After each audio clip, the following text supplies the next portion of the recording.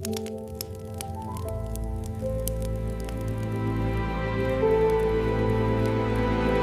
snow began falling on Street Mary Mead, just as the church bells chimed 3 o'clock, transforming the December afternoon into something from a Christmas card.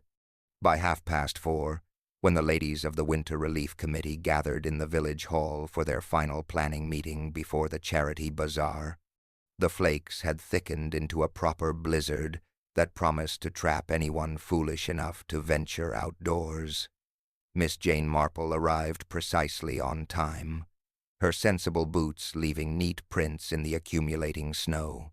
She settled herself near the inadequate radiator with her knitting bag, observing the familiar ritual of village ladies arranging themselves according to their particular hierarchies of importance and grievance.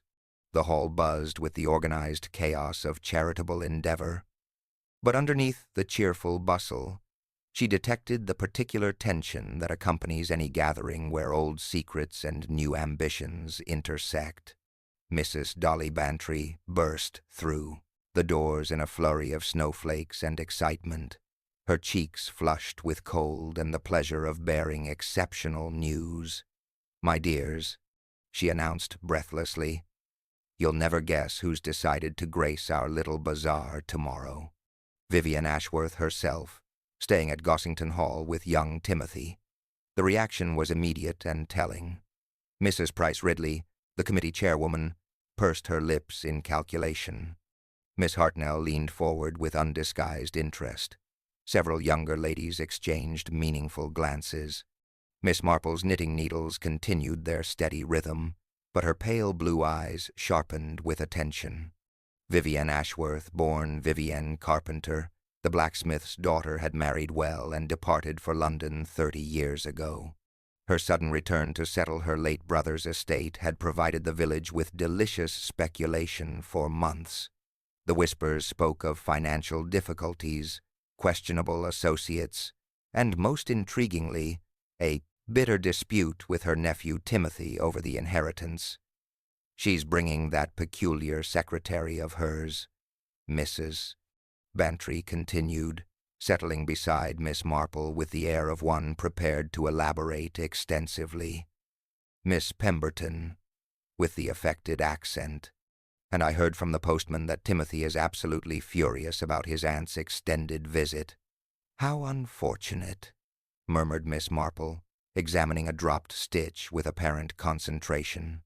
"Family disagreements can be so distressing, particularly during the holiday season."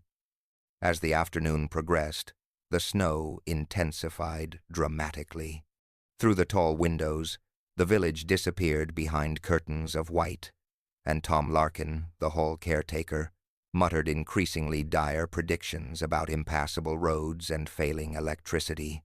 The ladies worked with growing urgency, arranging stalls and hanging garlands while casting nervous glances at the storm. It was nearly 6 o'clock when the side door burst open, admitting a swirl of snow and a figure in an elegant sable coat. Vivian Ashworth entered with the practiced grace of someone accustomed to making entrances, her dark hair perfectly arranged despite the weather, a distinctive pearl brooch gleaming at her throat. "Ladies," she said with a smile that didn't quite reach her eyes, "I do hope I'm not intruding. The storm caught me returning from the solicitor's office, and I thought it prudent to seek shelter." Miss Marple noted several interesting details. The woman's boots showed no trace of the deep snow outside, suggesting a very recent arrival by motor car. Her gloves were removed with the careful precision of someone concealing nervous hands. And most curiously, the pearl brooch appeared to be fastened with a safety pin rather than its original clasp. The conversation that followed was a masterpiece of village diplomacy, with undercurrents of curiosity, resentment, and barely concealed hostility flowing beneath the surface of polite inquiries about the weather and tomorrow's bazaar. Mrs. Ashworth accepted tea with gracious condescension, while her eyes catalogued the room's occupants with calculating assessment. "Such a cozy gathering," she observed, her gaze lingering on Miss Marple's knitting. How refreshing to find the old traditions so well preserved in Street Mary Mead. The lights flickered ominously as the wind howled around the building. Tom Larkin emerged from the boiler room, his face grim with concern about the heating system and the increasingly treacherous conditions outside. It was then that Mrs. Ashworth excused herself to powder her nose, disappearing into the small cloakroom at the rear of the hall. The minutes stretched longer than seemed natural, and Miss Marple found herself counting the steady tick of the wall clock above the committee table. When Mrs. Price Ridley finally went to investigate, her scream shattered the cozy atmosphere like breaking glass. In the narrow cloakroom, Vivian Ashworth lay, crumpled beside the wash basin, her elegant coat spread around her like dark wings, the pearl brooch no longer gleaming at her throat, but scattered in pieces across the floor. The snowstorm that had trapped them all together had also concealed a killer among them. Mrs. Price Ridley's scream echoed through the village hall like a death knell, freezing every conversation mid-sentence and transforming the cheerful bustle of charitable preparation into something far more sinister. The committee chairwoman stood rigid in the cloakroom doorway, her hand pressed against her mouth, eyes wide with the particular horror that comes from discovering the unthinkable in the most ordinary of places. Miss Marple set down her knitting with deliberate calm and rose from her chair, her movements unhurried, despite the urgency crackling through the air. Years of observing human nature in crisis had taught her that the first moments following a shocking discovery often revealed more truth than hours of subsequent questioning. She positioned herself where she could observe both the scene and the reactions of those around her, noting who moved forward with genuine concern and who held back with something that might have been guilt. Mrs. Bantry rushed past the frozen chairwoman to peer into the narrow space, her gasp confirming what they all feared. Oh my dear, she's quite dead, isn't she? The other ladies clustered together like startled birds, their voices rising in a chorus of shock and speculation. But Miss Marple noticed what the others missed: the unnatural angle of Mrs. Ashworth's head, the scattered pearls glinting on the cold tiles, and most tellingly, the faint discoloration around her throat that spoke of violence rather than natural causes. Tom Larkin appeared from the boiler room, drawn by the commotion, his weathered face going pale as he took in the scene. "Nobody touch anything," he said with surprising authority for a man more accustomed to tending furnaces than crime scenes. "This needs the police." He moved toward the telephone on the committee table, his heavy boots echoing in the sudden hush that had fallen over the group. The dial tone that emerged from the receiver was as dead as the woman in the cloakroom. Tom shook the phone, tried again, then looked up with grim resignation. "Lines are down." Storms knocked out the telephone exchange. The implications settled over the gathering like a shroud. They were trapped in the village hall with a dead woman and, almost certainly, her killer. Miss Marple moved quietly to the cloakroom entrance, her keen eyes taking careful inventory. The space was cramped, barely large enough for two people to stand comfortably, yet Mrs. Ashworth's elegant coat showed no signs of struggle. The scattered pearls told a different story entirely. The brooch had been torn from her throat with considerable force, and the safety pin she had noticed earlier lay bent and twisted near the wash basin. "We should cover her," suggested young Mrs. Fletcher in a trembling voice. "It seems respectful. Nothing should be disturbed," Miss Marple said gently but firmly. "When the authorities arrive, they'll want to see everything exactly as we found it." She turned to study the assembled group, noting the subtle shifts in behavior that always accompanied such circumstances. Mrs. Bantry fidgeted with her gloves, removing and replacing them repeatedly. Miss Hartnell kept glancing toward the cloakroom as if expecting Mrs. Ashworth to emerge and declare the whole thing a misunderstanding. Mrs. Price Ridley, having recovered enough to assume her natural role as crisis organizer, produced a notebook from her handbag with practiced efficiency. "We must make a list of everyone present," she declared. "Tom, can you secure the other exits? We mustn't let anyone leave until help arrives." As the caretaker moved to check the doors, his keys jangling with each step, the reality of their situation became clear. The main entrance was blocked by drifting snow, and the side door through which Mrs. Ashworth had entered was rapidly becoming impassable. They were well and truly trapped. The initial shock began giving way to whispered speculation. "The inheritance, of course," Mrs. Price Ridley murmured to Miss Hartnell. Everyone knew how furious Timothy was about his aunt's extended visit. But Miss Marple observed something more interesting than their theories, the wariness in the expressions of those who had known Vivienne Ashworth before her return to Street Mary Mead. Old secrets had a way of surfacing when death came calling.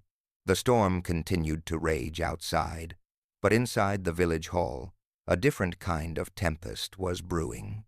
Someone in this room had committed murder, and until the roads cleared, they would all remain prisoners together, hunter and hunted alike, trapped by the very snow that had provided the killer with perfect cover for their crime.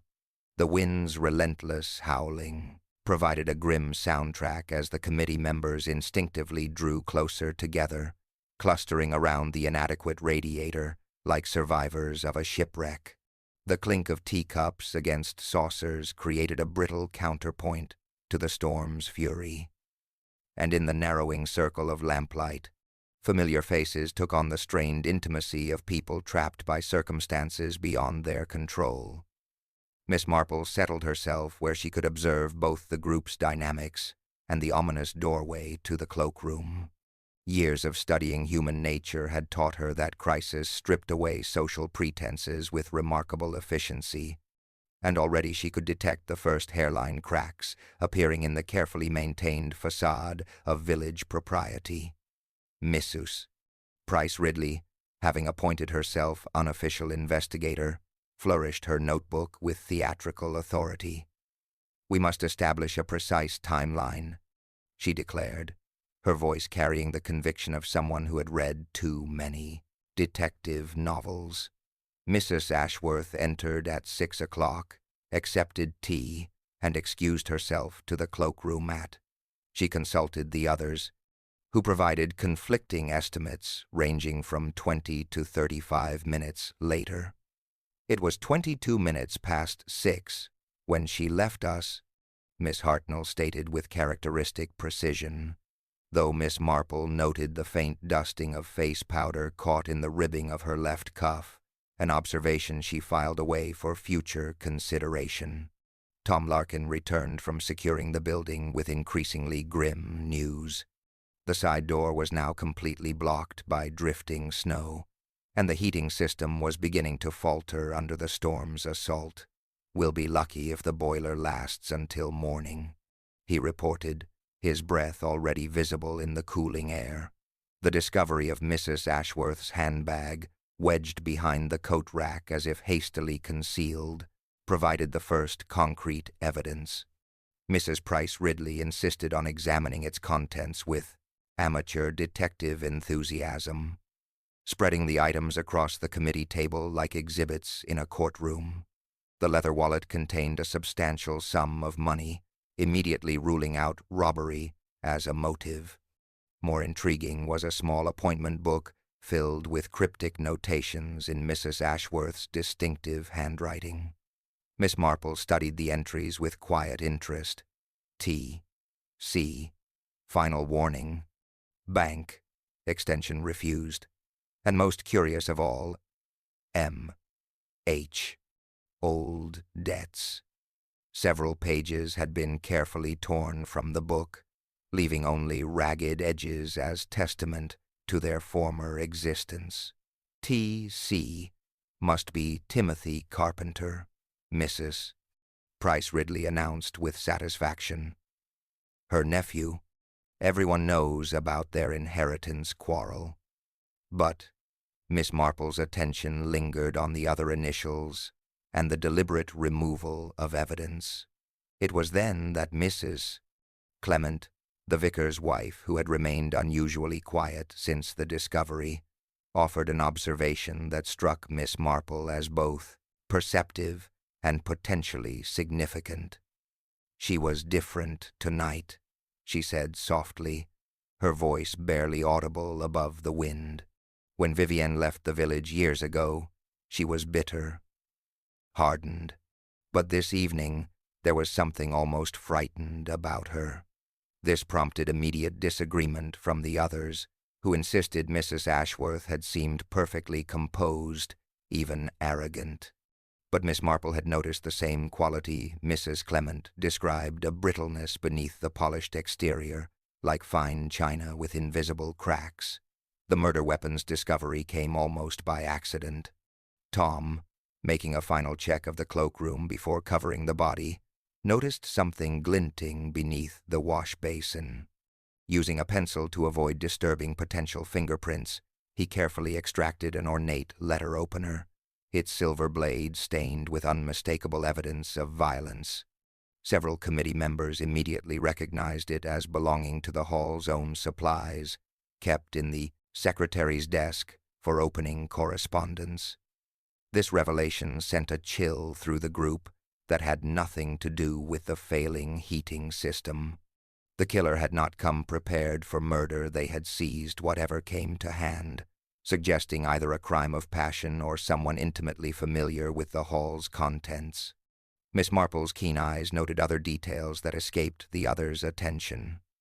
The scattered pearls showed a deliberate pattern, clustered near the wash basin as if deliberately arranged rather than torn off in struggle. The torn appointment book pages suggested someone had sought specific information. Most tellingly, the faint scent of violets lingered in the cloakroom, a old-fashioned fragrance that Mrs. Ashworth, with her preference for modern perfumes, had certainly not worn. As the clock struck 8 and the storm showed no signs of abating, Miss Marple began forming her first tentative theories. The killer was undoubtedly among them, someone who had recognized an unexpected opportunity when Mrs. Ashworth excused herself. But the evidence suggested something far more complex than a simple quarrel gone wrong. This was a crime rooted in secrets that ran as deep as the snow now burying their village in deadly silence. The failing heating system provided a relentless reminder of their predicament as the committee members drew closer together, their breath beginning to mist in the increasingly frigid air. Tom Larkin emerged from another futile battle with the boiler, shaking his head grimly. "She's fighting a losing battle," he announced, wiping coal dust from his hands with a rag that had seen better days. Miss Marple observed how crisis stripped away the usual social pretenses. Already, the careful politeness that governed village interactions was giving way to something more primitive, the instinct for survival that made people either band together or turn on each other. In her experience, murder investigations often revealed which tendency would prevail. Mrs. Price Ridley, having appointed herself chief investigator, flourished her notebook with renewed authority. "We must establish precisely where everyone was when Mrs. Ashworth excused herself," she declared. 6:22, according to Miss Hartnell's careful observation of the clock. The accounting that followed revealed the scattered nature of their activities. Tom had been wrestling with the temperamental boiler. Mrs. Clement was in the kitchen with Mrs. Bantry, preparing additional tea service. Mrs. Price Ridley claimed to be organizing raffle books, while young Mrs. Fletcher had been on the stage adjusting bunting. Miss Hartnell, with characteristic precision, stated she had been arranging the flower displays near the entrance. Miss Marple had remained by the radiator, knitting and observing. Old bones object to the cold, she explained mildly, though her pale blue eyes had been cataloguing far more than anyone realized. She had noticed, for instance, the faint scent of violets that lingered in the air, an old-fashioned fragrance that seemed oddly out of place among the modern perfumes favored by most of the committee members.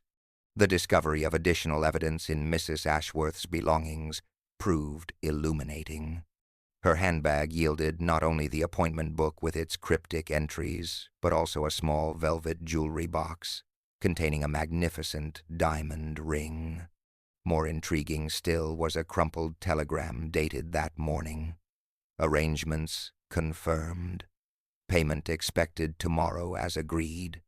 She was settling accounts, Miss Marple observed quietly, studying the torn pages in the appointment book. Someone had been quite desperate to remove evidence of their connection to the dead woman. It was then that the side door, which Tom had declared completely blocked, groaned open with a tremendous gust of wind and snow. Timothy Carpenter stumbled through, his face pale beneath a coating of white, his eyes wild with a mixture of exhaustion and growing alarm. "Aunt Vivienne's car," he gasped, brushing snow from his coat. "I found it abandoned near Miller's Lane. The storm, I was worried she might be stranded." His gaze swept the room, taking in the huddled group, the flickering lights, and finally settling on the ominous cloakroom doorway. "What's happened? Where is she?" The silence that greeted his question was answer enough. Mrs. Price Ridley stepped forward with the air of someone delivering a verdict. "Mr. Carpenter, I'm afraid your aunt is dead. Murdered, we believe. And your arrival, if I may say so, is remarkably convenient." Timothy's reaction was explosive, a mixture of genuine shock, grief, and rising indignation. "Murdered? That's impossible. I was at the vicarage with Reverend Clement, discussing arrangements for my father's memorial service. Ask his wife." He gestured toward Mrs. Clement, who nodded reluctantly, though Miss Marple noticed the troubled expression that flickered across her gentle features. The inheritance dispute provided an obvious motive, and the committee members seized upon it with the enthusiasm of people desperate for a simple explanation. Timothy's protests only seemed to confirm their suspicions, particularly when Mrs. Price Ridley triumphantly read aloud the appointment book entry, T.C. Final warning. But Miss Marple found herself studying other details that escaped the group's attention. The diamond ring suggested either a transaction or a reconciliation. The telegram implied multiple appointments and urgent business. Most tellingly, the scent of violets that had lingered in the cloakroom belonged to a fragrance she recognized, one favored by a generation that believed in the virtue of appearing older and more respectable than their years. As the wind howled around the building and the lights flickered ominously, Miss Marple continued her quiet knitting, her mind working through the puzzle pieces that others had overlooked. The obvious suspect rarely proved to be the correct one, particularly when the evidence seemed almost too convenient.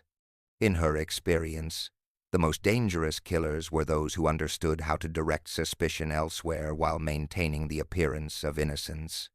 The storm had trapped them all together, but it had also preserved the scene and the truth.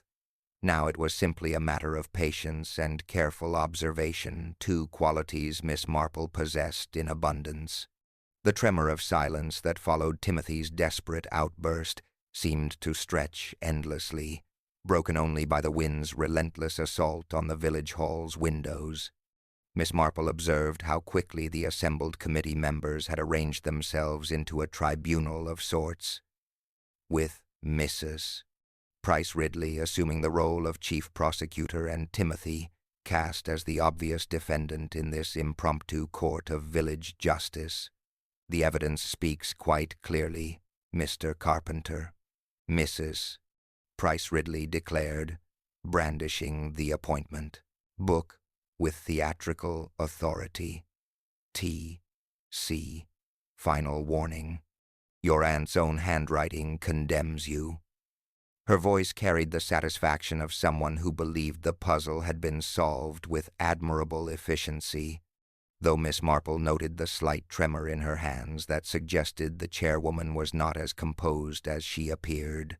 Timothy's response was explosive, a mixture of genuine shock, grief, and rising indignation that struck Miss Marple as remarkably authentic. "You don't understand any of it," he protested, fumbling desperately in his jacket pocket. The inheritance dispute was resolved this morning. We were to sign the final papers tomorrow after the bazaar. He produced a folded document bearing the letterhead of Messrs. Whitfield and Associates, solicitors, his hands shaking as he thrust it toward the group. The legal settlement proved to be a revelation that shifted the entire dynamic of their investigation. Miss Marple accepted the papers when Mrs. Price Ridley handed them to her for examination, her pale eyes scanning the formal language with surprising comprehension. The proposed agreement was indeed generous. Timothy would retain the family property while Mrs. Ashworth received a substantial cash payment and certain valuable items from the estate. Most significantly, the document was dated that very morning and bore both signatures in fresh ink. "This changes everything," Mrs. Clement murmured, her gentle voice cutting through the stunned silence. If the inheritance was settled amicably, what other motive could there be? It was then that Miss Hartnell, who had remained unusually quiet since Timothy's arrival, offered an observation that caught Miss Marple's attention. Vivienne seemed particularly interested in the old photograph display when she first entered, she said hesitantly. The wartime collection near the entrance. She spent considerable time studying those images, as if searching for something specific. Miss Marple's knitting. Needles paused in their steady rhythm as she considered this detail. The photograph display occupied a corner near the entrance, a collection of faded images documenting Street Mary Mead's wartime years. She had noticed Mrs. Ashworth's attention to it, but had initially attributed the interest to mere nostalgia. Now she wondered if there might have been a more pressing purpose.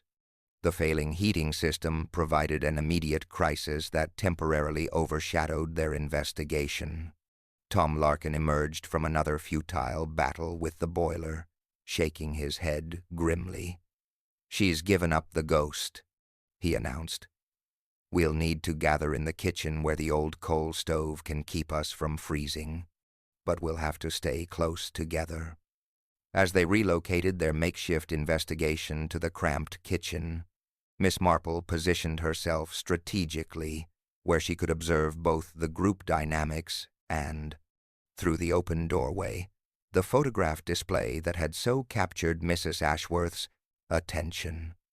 The scent of violets seemed to linger even in the kitchen air, that old-fashioned fragrance that belonged to a different generation entirely. The discovery of additional evidence only deepened the mystery. Hidden behind the flour canister, Tom found a second letter opener, this one bearing no trace of violence but clearly from the hall's own supplies. The elaborate nature of the planted evidence suggested a mind more calculating than Timothy's obvious distress would indicate. "Someone's playing an elaborate game with us," Timothy said grimly. And for the first time since his arrival, several committee members looked at him with something other than suspicion. The careful arrangement of clues, the torn appointment book pages, the scattered pearls that had fallen in too perfect a pattern, all pointed to someone who understood both the victim's vulnerabilities and the investigator's likely assumptions. Miss Marple continued her quiet observation, her fingers working. automatically at her knitting while her mind processed the accumulating details. The storm had provided perfect cover for murder, but it had also trapped the killer with their crime, creating pressure that would eventually force them into a revealing mistake. In her experience, the most dangerous criminals were those who understood how to direct suspicion elsewhere while maintaining an appearance of complete innocence.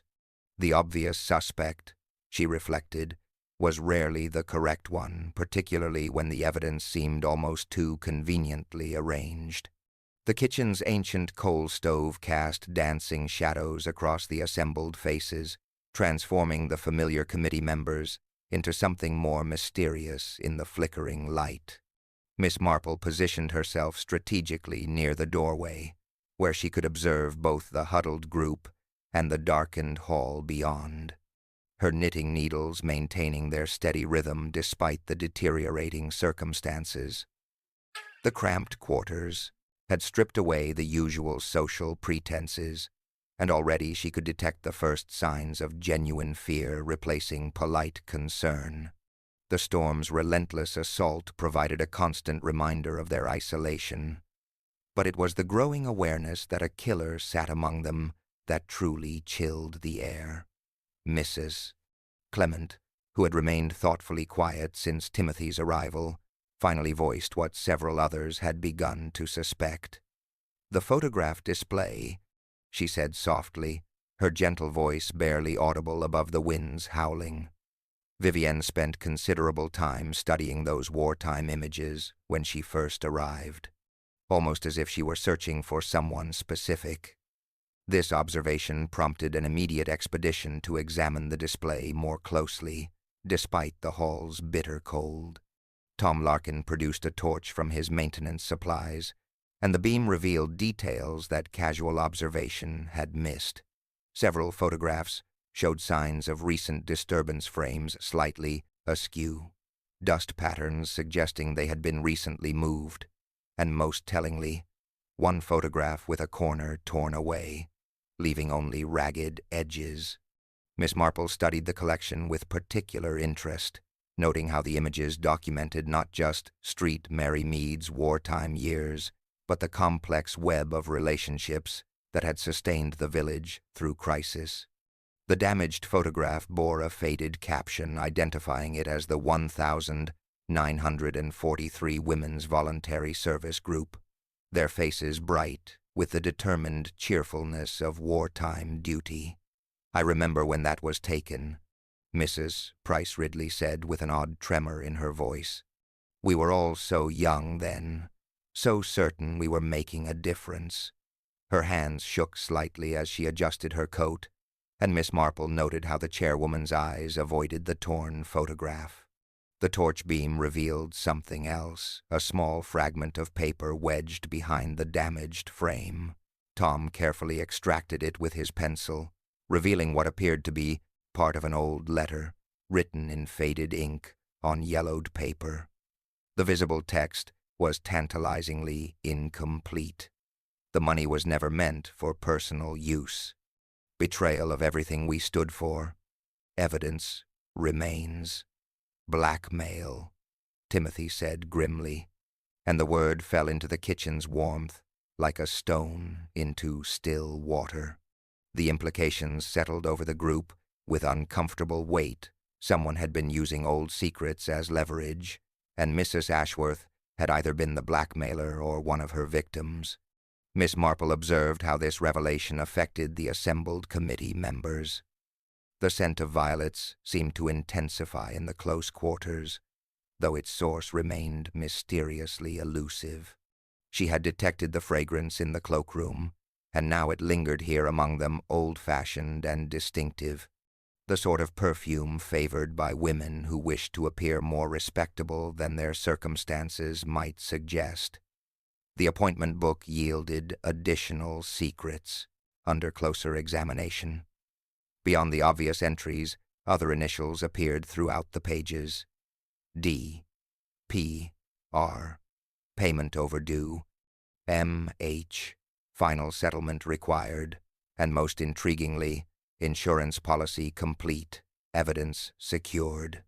The torn pages had been removed with surgical precision, suggesting someone intimately familiar with their contents.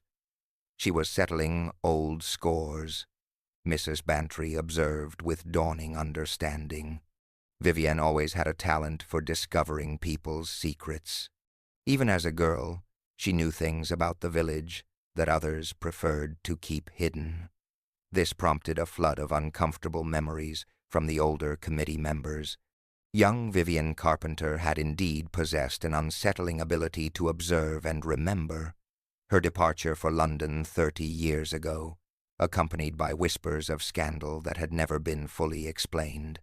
Miss Marple's attention focused on the diamond ring found in Mrs. Ashworth's handbag, not merely expensive, but distinctly old-fashioned in its setting, characteristic of engagement rings from the 1942, the sort of piece that would have been treasured as a family heirloom, or perhaps offered as payment for silence.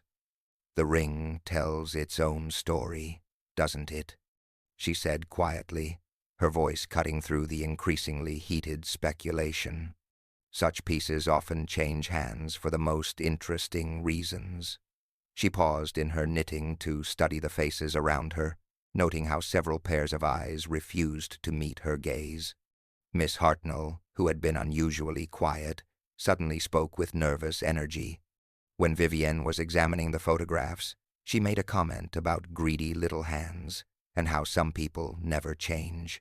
She was looking at the school group from the 1932 many of us are in that photograph. The atmosphere in the kitchen grew heavier with this revelation.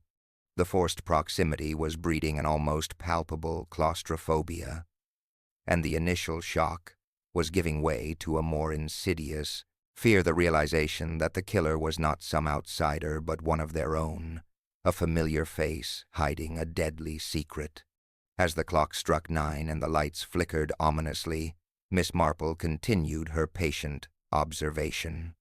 The storm had provided perfect cover for murder, but it had also trapped the killer with their crime, creating pressure that would eventually force them into a revealing mistake. Someone among them had killed to protect a secret that stretched back decades, and the careful arrangement of evidence suggested a mind both desperate and calculating. The blackmail scheme implied multiple victims and multiple motives, but Miss Marple sensed they were approaching the heart of the matter. The violet scent, the torn photograph, the diamond ring, all pieces of a puzzle that would soon reveal which of her fellow villagers had crossed the line from victim to killer. The lights surrendered to the storm's assault with a final, weary flicker, plunging the kitchen into the unday, coal stove's uncertain glow. The sudden darkness seemed to swallow sound itself, leaving only the wind's relentless howling and the soft hiss of burning coal. Tom's torch snapped on immediately, its narrow beam cutting through the gloom like a blade, but the circle of light only emphasized how small and vulnerable their refuge had become. Miss Marple observed how crisis stripped away the careful social pretenses that normally governed village interactions. In the flickering torchlight, familiar faces took on sinister aspects, and she noted how instinctively the group rearranged itself, some drawing closer to the light and warmth, others retreating into the protective shadows at the kitchen's edges. "We must examine the evidence more carefully, Mrs. Price Ridley declared, though her voice carried less authority than usual. The chairwoman's earlier confidence had been shaken by the blackmail revelations, and Miss Marple detected a tremor in her hands that had nothing to do with the cold. Tom's torch beam swept across the scattered contents of Mrs. Ashworth's handbag, illuminating details that the earlier electric lighting had obscured. The diamond ring caught the light with particular brilliance, its old-fashioned setting speaking of an earlier era when such pieces represented substantial investments. Miss Marple studied it thoughtfully, recognizing the craftsmanship typical of engagement rings from the 940 seconds, the sort of precious item that might change hands for compelling reasons. Mrs. Clement, who had remained quietly observant throughout the evening's revelations, finally offered information that shifted their understanding significantly. When Vivienne was having her tea, she said hesitantly, just before she excused herself, she made a rather pointed remark. She said she finally had all the pieces of the puzzle and that some truths refused to stay buried. She tapped her handbag quite meaningfully when she said it. This revelation prompted immediate interest from the assembled group. They had catalogued the handbag's contents thoroughly, yet Mrs. Clement's testimony suggested something crucial was missing. The appointment book with its cryptic entries and torn pages told part of the story, but evidently not the complete tale. She mentioned having something from the old days. Mrs. Clement continued, her gentle voice barely audible above the storm. A letter, I believe, that would make everything clear to a certain individual. She seemed quite satisfied about finally being able to present it. The implications were staggering. If Mrs. Ashworth had possessed definitive proof of whatever secrets she'd been exploiting, the killer had not merely committed murder, they had also successfully removed the most damaging evidence. This suggested a level of calculation that went far beyond a crime of passion. Miss Marple's attention focused on the subtle reactions this revelation produced. Timothy's confusion appeared genuine clearly. He knew nothing of any letter. Mrs. Bantry's earlier gossipy excitement had given way to genuine fear as the scope of the conspiracy became apparent. But it was Miss Hartnell's response that proved most telling. The usually composed woman had gone unnaturally pale, her hands trembling as she clutched her own handbag with protective intensity. The scent of violets, which Miss Marple had detected in the cloakroom and noticed faintly throughout the evening, seemed particularly strong near Miss Hartnell's position by the coal stove. The torn photograph fragment yielded one additional clue when Tom's torch caught a faint pencil notation on its reverse side. The writing was barely legible after decades of fading, but the words V.C. knows about the fund, followed by what appeared to be a 1943 date, suggested that even as a young woman, Vivienne Carpenter had possessed dangerous knowledge about wartime activities. The Women's Voluntary Service Relief Fund. Mrs. Price Ridley said with obvious reluctance when pressed for details. There were administrative irregularities during the war years. Nothing serious, you understand. Merely the confusion that accompanies difficult times. But Miss Marple detected something far more significant in the woman's carefully chosen words. Administrative confusion rarely warranted decades of blackmail unless the irregularities had been substantial enough to destroy reputations and possibly result in criminal prosecution. The Wartime Relief Fund had been intended to help genuine hardship cases. Any diversion of those funds would have been particularly shameful. The appointment book entries took on new meaning in this context. The initials, followed by monetary amounts, suggested not random extortion but systematic collection from multiple victims, each paying tribute to keep their wartime shame buried. DPR £200, MH £150. Substantial sums that spoke of serious crimes rather than minor indiscretions. As the wind howled around the building and the coal stove's warmth struggled against the encroaching cold, Miss Marple continued her patient observation. The killer had chosen their moment perfectly, the storm providing both opportunity and concealment, while the confined space allowed them to monitor and manipulate the investigation's direction. The scent of violets continued to puzzle her, drifting through the kitchen air like a ghostly presence from an earlier era. It was an old-fashioned fragrance, the sort favored by women who wished to appear more respectable than their circumstances might suggest. Someone among them wore it habitually, yet had taken care to conceal that fact throughout the evening. Miss Marple's knitting needles resumed their steady rhythm as she processed the accumulating evidence.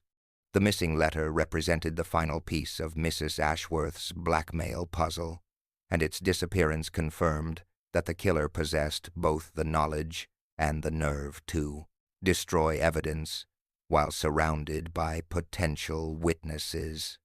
The storm had trapped them all together, but it had also preserved other clues that would eventually reveal which of her fellow villagers had crossed the line from victim to murderer. In her experience, the most dangerous criminals were those who understood how to appear completely innocent while systematically eliminating threats to their carefully constructed facades. Someone in this room had killed to protect a secret stretching back to the war years, and the careful arrangement of evidence suggested a mind both desperate and calculating. The violet scent, the missing letter, the torn photograph, all pieces of a puzzle that patience and careful observation would eventually solve. The coal stove's failing warmth created an increasingly desperate intimacy among the trapped villagers, and Miss Marple observed how the deteriorating conditions stripped away the careful social pretenses that normally governed their interactions. Tom's torch beam had weakened considerably, casting wavering shadows that seemed to dance with malevolent purpose across familiar faces now rendered strange by circumstance and suspicion. Miss Marple had spent the evening cataloging subtle details that others overlooked, and now she decided it was time to apply gentle pressure to see which of the tightly wound springs around her would finally snap. She adjusted her knitting with deliberate care, her voice carrying clearly despite its deceptively mild tone. It's quite remarkable how certain fragrances can transport one back through the years, she mused, her pale blue eyes reflecting the torchlight as they swept across the assembled faces. Violets, for instance, such a delicate scent, yet so enduring. It always reminds me of the wartime years, when many ladies wore it as a touch of elegance amidst all that austerity. She paused, noting how Miss Hartnell's grip on her handbag tightened perceptibly, the leather creaking under the pressure of white-knuckled fingers. The scent that had puzzled Miss Marple throughout the evening seemed to intensify in the close quarters, emanating most strongly from Miss Hartnell's vicinity. And wartime had such a way of bringing out both the best and, sadly, sometimes the worst in people, Miss Marple continued conversationally. Such pressures, such opportunities for discretion, especially when it came to managing funds meant for those truly in desperate need. The temptation must have been considerable for some, handling such large sums when records might be less diligently maintained amidst all the chaos. Mrs. Price Ridley shifted uncomfortably, her earlier authoritative demeanor cracking under the weight of implication. The Women's Voluntary Service did its absolute best under trying circumstances, she stated defensively, though her voice carried less conviction than her words suggested. It was then that Tom's systematic search of the cloakroom area yielded an unexpected discovery. Behind the small mirror above the wash basin, wedged into the frame's backing, he found a folded piece of paper that had been hastily concealed. The torchlight revealed it to be a bank deposit slip from 1943, made out in the name of Margaret Hartnell, for a sum far exceeding what any legitimate wartime salary would justify. The document bore the distinctive letterhead of the Street Mary Mead Women's Voluntary Service Relief Fund, and the amount £250 represented a fortune during those austere years. Most damning of all was the notation in faded ink: Emergency Family Assistance, M.H. Authorized withdrawal. Miss Marple watched with keen interest as Miss Hartnell's face went deathly pale, her usual composed demeanor cracking like ice under sudden pressure. The woman's breathing became shallow and rapid, and her hand flew involuntarily to her throat in a gesture of instinctive self-protection. Such things have a way of resurfacing, don't they? Miss, Marple observed gently, her knitting needles resuming their steady rhythm. Especially when someone returns to the village after 30 years, armed with uncomfortable memories and perhaps documentary evidence of past indiscretions, the appointment book entries suddenly made perfect sense in this new context. M.H. Final settlement required wasn't merely blackmail. It was the culmination of decades of payments designed to keep a wartime crime buried. The diamond ring found in Mrs. Ashworth's handbag likely represented either payment received or security demanded for continued silence. I imagine, Miss Marple continued, her voice dropping to barely above a whisper, that someone in Mrs. Ashworth's position might have felt quite secure in her knowledge. After all, she was only 17 when she discovered the irregularities, but she was clever enough to understand their significance, and patient enough to wait for the right moment to turn that knowledge to her advantage. Miss Hartnell's composure finally shattered completely. Her handbag slipped from nerveless fingers, spilling its contents across the kitchen floor. Among the scattered items, the torchlight caught the glint of a small glass vial, the source of that persistent violet fragrance that had lingered in the cloakroom and followed them throughout the evening. The silence that followed was profound, broken only by the storm's relentless assault on the building and the soft hiss of dying coals in the stove. Miss Marple had laid her trap with characteristic patience and precision, and the guilty party had walked directly into it with a reaction that spoke louder than any confession. The letter opener was readily available, wasn't it? Miss Marple said with gentle certainty. From the secretary's desk in the main hall, and the cloakroom provided perfect privacy for what Mrs. Ashworth undoubtedly intended as a final negotiation. But when she made it clear that 30 years of profitable silence were coming to an end, desperation took hold. The storm continued to rage outside, but inside the kitchen, a different kind of tempest was reaching its climax. Miss Hartnell sat frozen in the torchlight, her carefully constructed facade finally crumbling after decades of successful deception. The truth was emerging at last, as inexorable as the snow that had trapped them all together in this moment of reckoning. Miss Marple resumed her knitting with quiet satisfaction, knowing that the final pieces of the puzzle were now falling into place. The psychological pressure had achieved its intended effect, and the killer's identity was no longer in doubt. All that remained was the formal confession and the explanation of precisely how a respected pillar of village society had transformed from wartime thief to cold-blooded murderer. The silence that followed Miss Marple's gentle psychological gambit stretched like a taut wire, broken only by the storm's relentless assault and the soft hiss of dying coals. The torchlight caught Miss Hartnell's scattered belongings like evidence at a crime scene, the violet perfume vial gleaming accusingly among the mundane contents of a life built on deception. Miss Marple observed the transformation with the patience of someone who had witnessed such moments before. Margaret Hartnell, pillar of village respectability, whose precise manner and charitable works had earned universal admiration for 3 decades, sat frozen in the wavering light. The carefully constructed facade was crumbling, and Miss Marple could see the frightened young woman who had made a desperate choice during the chaos of war.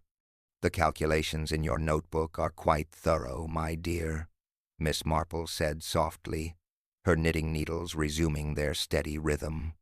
£250 in 1943, such a substantial sum during those austere years. Invested wisely over 30 years, it would indeed have grown into enough to purchase your cottage, establish your reputation for charitable generosity, and maintain the comfortable lifestyle that everyone assumed came from your late father's modest inheritance. Miss Hartnell's breathing came in shallow gasps, her hands trembling as she stared at the damning evidence scattered across the kitchen floor. The violet scent that had puzzled Miss Marple throughout the evening now seemed overwhelming in the confined space, emanating from the broken vial like the ghost of past deceptions finally released. Timothy's voice cut through the tension with dawning understanding. She knew, didn't she? Aunt Vivienne witnessed the theft during the war. That's why she left the village so suddenly, not scandal, but knowledge too dangerous to remain silent about. Miss Marple nodded gently. Young Vivienne Carpenter was only 17, but she was remarkably observant. She saw the irregularities in the Women's Voluntary Service Relief Fund, understood their significance, and was patient enough to wait for the right moment to turn that knowledge to her advantage. The appointment book entries took on their final, terrible meaning. 30 years of systematic blackmail, with Miss Hartnell paying tribute to keep her wartime crime buried while building her reputation as one of Street Mary Mead's most respected citizens. The bitter irony was inescapable. Funds, stolen from genuine relief cases, had financed decades of conspicuous charity work. Miss Hartnell finally found her voice, though it emerged as barely more than a whisper. You don't understand what it was like then. The chaos, the desperation. My mother was dying, and there was no money for proper medical care. The fund was just sitting there, and I told myself it was only temporary, that I would repay it when circumstances improved. But circumstances never improved sufficiently to risk exposure, Miss Marple said with gentle understanding. And when young Vivienne discovered your emergency withdrawal, you realized that silence could be purchased more easily than forgiveness could be earned. The confession flowed now like water through a broken dam. Miss Hartnell described how Mrs. Ashworth's return to settle her brother's estate had initially seemed harmless, but then came the pointed questions about wartime relief efforts, the examination of old photographs, the meaningful comments about people who had prospered unexpectedly, the appointment book entry, M.H. Final settlement required was literal truth. Miss Hartnell continued, her voice gaining strength as confession replaced concealment. She intended to conclude our arrangement permanently, either through a final substantial payment or by revealing the truth that would destroy everything I had built. The diamond ring found in Mrs. Ashworth's handbag now made perfect sense. Security demanded for the return of incriminating documents, or perhaps payment for continued silence that would never come. The murder revealed. When she excused herself to the cloakroom, Miss Hartnell said, her composure finally shattered completely. She was expecting me to follow. She had arranged it deliberately privacy for what she called our final negotiation. She was quite calm about it, said she needed money quickly for business difficulties in London, and that our old agreement would have to be renegotiated significantly upward. Miss Marple's pale blue eyes reflected the torchlight as she listened to the inevitable conclusion. And when you explained that you simply couldn't meet her demands, she smiled and said that perhaps the village would be interested in learning how their most generous benefactor had acquired her initial capital. She had kept copies of everything, the authorization I had signed, claiming emergency family circumstances, bank records, correspondence, 30 years of evidence, and she was prepared to use it all. The murder itself had been almost accidental, desperate hands seizing the letter opener from the secretary's desk when negotiation failed, and Mrs. Ashworth made it clear that exposure was inevitable. The scattered pearls had been arranged afterward to suggest struggle, the appointment book pages torn to remove the most damaging evidence. But what truly gave you away, Margaret? Miss Marple concluded, her voice softening almost to a whisper. was the scent of violets. It lingered in the cloakroom, and it has followed us here tonight. An old-fashioned fragrance, the sort worn by women who wished to appear more respectable than their circumstances might suggest. It clung to you like a ghostly presence from the past you so desperately tried to bury. The storm continued to rage outside, but inside the kitchen, the truth had finally been revealed. Miss Hartnell sat slumped in defeat, her decades of successful deception finally at an end, while around her the committee members struggled to reconcile the killer's confession with the respectable woman they thought they had known. Miss Marple resumed her knitting with quiet satisfaction, reflecting on the human capacity for both desperate self-preservation and patient deception. The case was solved, but the deeper mysteries of character and circumstance would puzzle long after the storm had passed and normal life resumed in Street Mary Mead. The snowstorm had indeed revealed a hidden killer, but it had also exposed the complex web of secrets that bound their small community together in ways they had never imagined. The coal stove's dying embers cast wavering shadows across the kitchen as the full weight of Miss Hartnell's confession settled over the assembled villagers like a heavy shroud. The storm outside seemed to echo the emotional tempest within, and Miss Marple observed how the revelation had fundamentally altered the dynamics of their small community forever. Miss Marple set down her knitting with deliberate care, recognizing that the moment had come for a complete explanation of the evening's tragic events. Her voice, though gentle, carried the authority of absolute certainty as she began to weave together the threads that others had failed to see. "The crime began 30 years ago," she said quietly, "when a desperate young woman named Margaret Hartnell diverted funds from the Women's Voluntary Service Relief account to pay for her mother's medical care. £250 a fortune during those austere wartime years, intended for families in genuine need." She explained how 17-year-old Vivienne Carpenter had witnessed the theft with her characteristically sharp eyes. Rather than expose the crime immediately, Vivienne chose a more profitable course. She initiated what we now understand as a systematic blackmail arrangement that provided her with steady income for 3 decades, while allowing Margaret to maintain her respectable facade in Street Mary Mead. The diamond ring found in Mrs. Ashworth's handbag represented the final, desperate exchange in their long arrangement. This was Margaret's mother's engagement ring, offered as security for the return of incriminating documents. But Mrs. Ashworth, facing her own financial difficulties, had decided that 30 years of profitable silence were coming to an end. Miss Marple's pale blue eyes reflected the torchlight as she continued. The appointment book entries tell the complete story. M.H.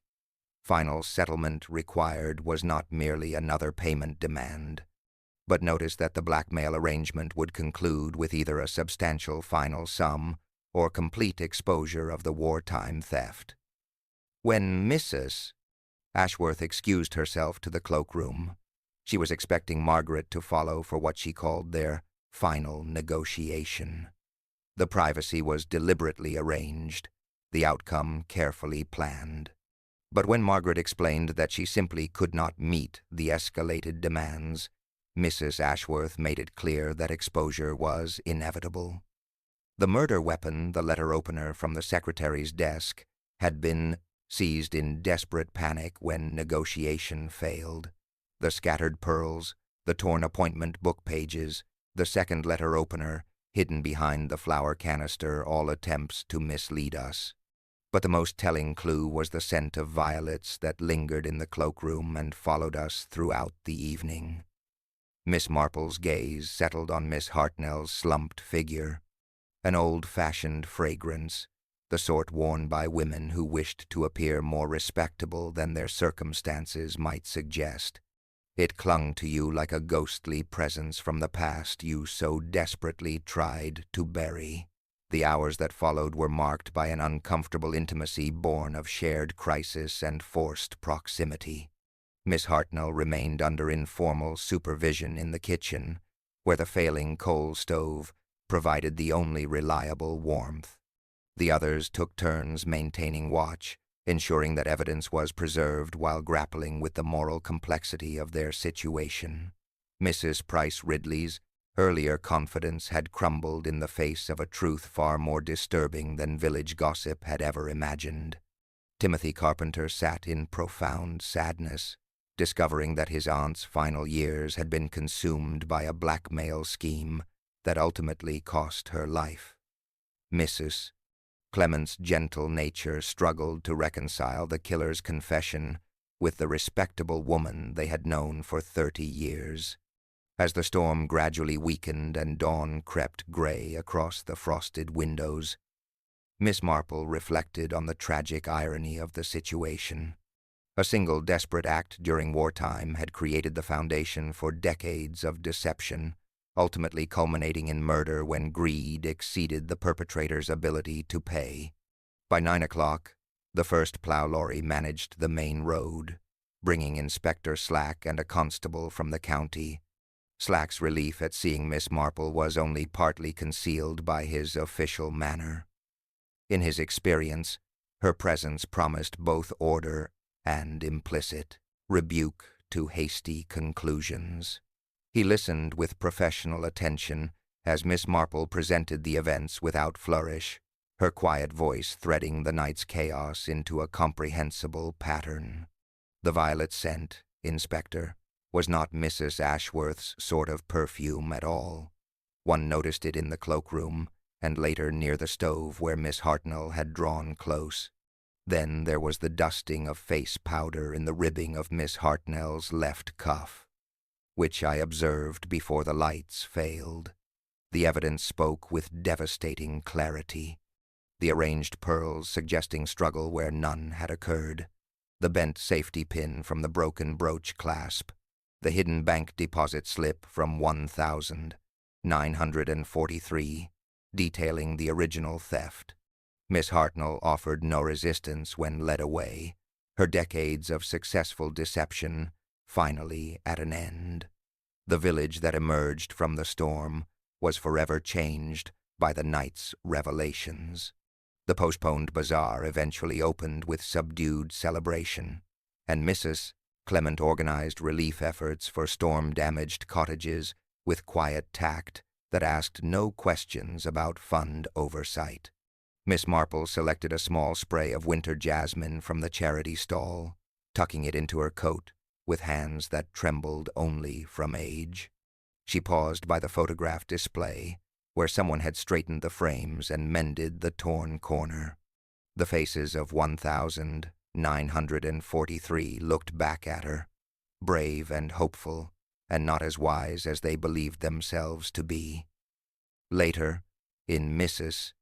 Bantry's sitting room with a good fire and better tea, the talk was quieter than usual. "I can't quite forgive her, Mrs." Bantry said with complicated sorrow. And yet, there were her reasons. Poor, foolish Margaret. Miss Marple's smile was gentle with the wisdom of experience. Most wrong turns begin with a good excuse, dear, and then one learns to live comfortably with what one meant only for a moment. She resumed her knitting with quiet satisfaction, adding softly, "People think crimes are like tempests arriving out of a clear sky, but really they are like snowdrifts. Flake by flake they settle, each light and innocent in itself, and one day the thing you have built from them cannot help but collapse." The snowstorm had indeed revealed a hidden killer, but more than that, it had reminded the village of what Miss Marple had always known, that human nature changes very little, and that the smallest things, scent, a bent pin, a smear of powder, tell the truest tales, if only one has the patience to listen. Street Mary Mead would continue its familiar rhythms, somewhat subdued but wiser, carrying the knowledge that even the most respectable facades can conceal the deepest secrets, and that justice, though sometimes delayed, has a way of arriving with the persistence of falling snow. The morning sun cast long shadows across Street Mary Mead's snow-covered lanes, transforming the village into something from a Christmas card, though the recent events had stripped away much of the season's innocent charm. Miss Marple drew back her parlor curtains and observed the familiar rhythm of village life, resuming the postman making his careful way through the slush, shopkeepers clearing their doorsteps with determined cheerfulness, children building snowmen that would soon succumb to the inevitable thaw. 3 days had passed since Inspector Slack had taken Margaret Hartnell into custody, and the village was still struggling to process the revelation that one of their most respected citizens had been both thief and murderer. The inspector had called that morning to provide Miss Marple with the final details, his manner respectful in a way that would have surprised those who knew only his professional bluster. Miss Hartnell made a complete confession, he reported, settling into the offered chair with visible weariness. The systematic nature of her wartime theft was far worse than anyone suspected. She'd been skimming from the relief fund for months before that final, desperate withdrawal. When we examined the charred fragments in the hall's stove ash pan, we found enough of Mrs. Ashworth's evidence to confirm the scope of the blackmail operation. Miss Marple nodded thoughtfully, her knitting needles maintaining their steady rhythm. And the other victims mentioned in the appointment book, we're not pursuing those cases unless current crimes are involved, Slack said diplomatically. But it appears Mrs. Ashworth had been collecting tribute from several villagers for various wartime indiscretions. The diamond ring was indeed Margaret's mother's offered as security for the return of incriminating documents that Mrs. Ashworth had no intention of surrendering. The human cost of the revelation was becoming increasingly apparent as the days passed. Mrs. Price Ridley had quietly resigned from all her committee positions, her earlier confidence shattered by the discovery that her own initials appeared in Mrs. Ashworth's appointment book. The chairwoman's dignity in defeat impressed Miss Marple. There had been no dramatic protestations of innocence, merely a quiet acknowledgment that appearances must be managed without compromising decency. Timothy Carpenter had proven himself a young man of considerable character, handling both his aunt's sordid legacy and the practical aftermath with admirable grace. He had arranged for Margaret Hartnell's cottage to be sold, with proceeds designated for a fund compensating families who should have received wartime relief. Though most of the original victims were long gone, their children and grandchildren would benefit from this belated justice. The village will heal, Miss Marple observed to Mrs. Bantry during their afternoon tea, watching through the window as normal life gradually reasserted itself. Communities have a remarkable capacity for absorbing such shocks, though they leave permanent marks on the collective memory. Mrs. Bantry stirred her tea thoughtfully. It's the trust that's been damaged, isn't it? When someone we've known for 30 years proves capable of such deception, it makes one question everything. Poor Margaret, I still can't quite reconcile the woman who organized our charity drives with the killer who murdered Vivian Ashworth in cold blood. That is perhaps the most troubling aspect of such cases, Miss Marple replied gently. We prefer our villains to announce themselves clearly, but evil rarely obliges us with such dramatic presentations. Margaret's crime began with a single desperate act, stealing to pay for her mother's medical care. But each subsequent choice, each compromise with conscience, led inexorably toward that final, terrible moment in the cloakroom. The postponed bazaar had finally taken place the previous day, though with a subdued atmosphere that spoke of innocence permanently lost. The usual boisterous cheer had been replaced by careful politeness, as if the villagers were still learning how to trust their own judgment about their neighbors. Miss Marple reflected on the patterns she had observed throughout her long life, how small compromises accumulated like snowflakes, each innocent enough in itself, until they formed drifts that could bury entire lives. Margaret Hartnell's transformation from desperate daughter to systematic blackmailer to cold-blooded killer illustrated the terrible momentum of unchecked wrongdoing. As evening approached and the lamplighter began his rounds, Miss Marple watched the snow beginning its inevitable retreat from the hedgerows, revealing the muddy, practical earth beneath. The metaphor was inescapable. Crisis had stripped away the village's comfortable pretenses, exposing the complex human landscape that lay beneath their carefully maintained facades. The snowstorm had indeed revealed a hidden killer, but more importantly, it had reminded them all of the fragile nature of the trust that bound communities together. Life would continue, people would adapt, and forgive what they could. But Street Mary Mead would never again possess the unconscious ease that had characterized their relationships before that terrible night. Miss Marple resumed her knitting with quiet satisfaction, knowing that while justice had been served, the deeper mysteries of human nature would continue to puzzle and challenge long after the immediate crisis had melted away like snow in spring sunshine.